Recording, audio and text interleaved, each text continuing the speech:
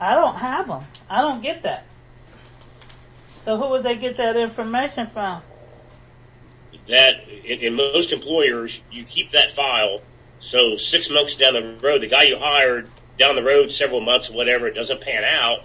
You don't have to repost a job. You can go back through your list, and maybe there's a guy that's still unemployed, or maybe a guy that's still interested. You can go back through that list. That needs to be part of the public record. Who has them? Did we file 13 of them? I'm going to say, Mr. Wolf, do you have those applications? All resumes will be reviewed by trustees in the executive session. Thank you. And all applications for any job are filed with all employee files after the job is filled. Okay, Mr. Wolf, may I ask you a question?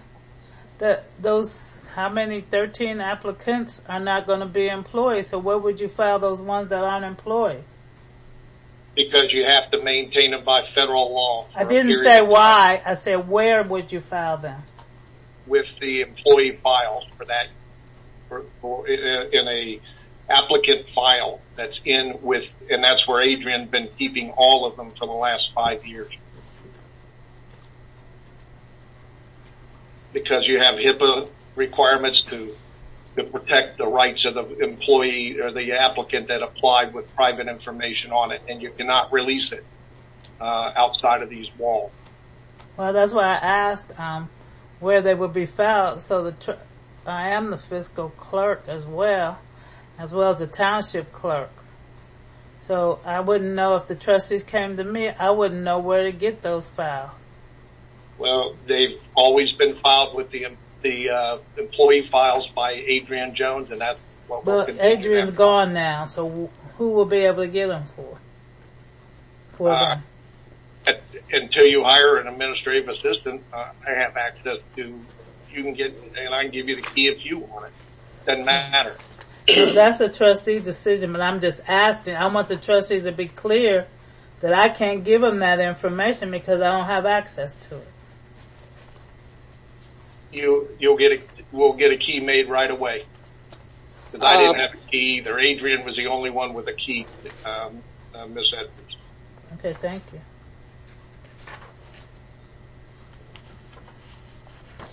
Any other new business to discuss? I'd like to have a word on the Zoom meetings and going back to in-person meetings. Our illustrious governor is allowing that to happen June 2nd. So we don't see why we could not do that 1st of June.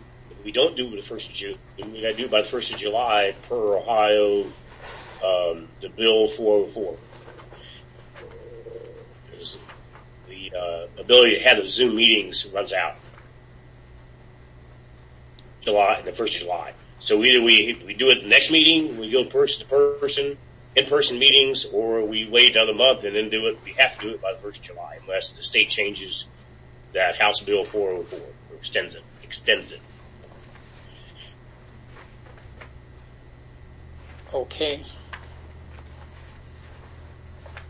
We talked about that in the last meeting, about going there. What kind of condition is the meeting room there in the Calumet Center, Steve? What kind of condition is that room in? We've got all the equipment out of it. We have to sweep it up, and there's no tables and chairs in there. But it's usable. Okay, so we could do that, or we could do the gymnasium, use a quarter of the gym. I mean, it'll take a while. We never had a big crowd, but it'll take a while for people to get back in the swing of things, coming to meetings in person. But within the gym or in that room, we still have enough room to practice social distancing and still have the in-person meetings and do one with Zoom.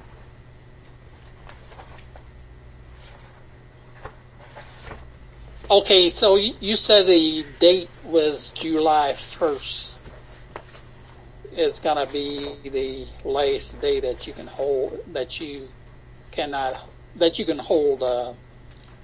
start a public meeting.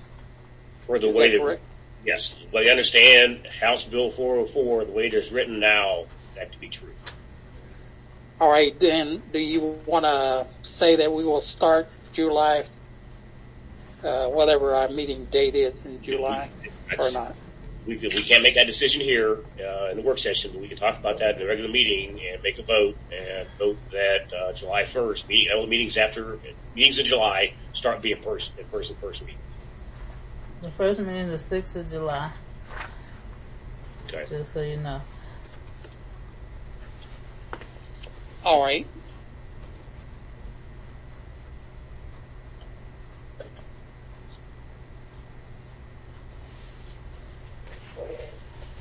Can I say, I have one more. I don't know if this is new business. It's probably old business. But I did receive a disc on my desk. And I'm assuming pretty much it looks like it's the Zoom meeting minutes, but I can't decipher them the way they are. So it's going to take me a while to figure out what I got there. But I was also wondering, can it be made accessible instead of us having somebody come in? Can it be made accessible so that I could just download them after the meeting? Is there some kind of reason why I couldn't do that?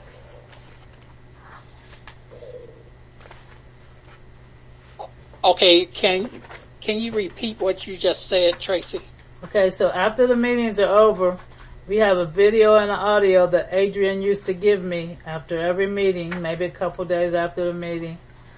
I would put them, save them onto a file, then I would, eventually I would gonna upload them to the website. Well, I received a disc on my desk last week, I think, a flash drive. They had a bunch of meetings on it. I'm not sure. I got to decipher which ones are what. I only needed 3 meetings. I didn't have any of the April meetings or the first meeting in May.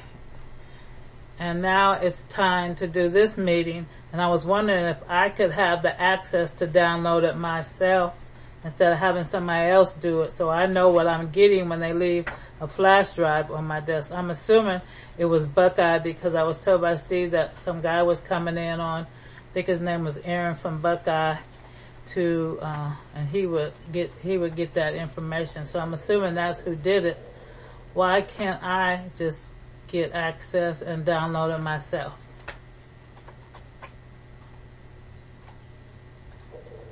It shouldn't be anything with a couple of pushes of a button, find the file, download it to a flash drive. All right, why don't you call Buckeye tomorrow, or if that's convenient, or the next day, and if that is the case, let us know, and then just touch base with a trustee and tell them, that's what you're going to do. Okay, so you give me permission to call Buckeye, because every time I call him, they say, I have to talk to Steve Wolf. So I should be able to say the trustees allow me to? Yes. Okay. Steve Wolf works at the pleasure of the trustees. Tracy, I'll also send him an email tonight to let him know that you're calling. Ask for Aaron, if you don't mind. Okay. He handles the Zoom stuff. And the reason why they have to check with me is because trustees have asked me to cost contain the Buckeye bills. And the only way you can do that is to know what the entire township's ordering services. So that's why they come to me. That's the only reason why they come to me, is to control the cost.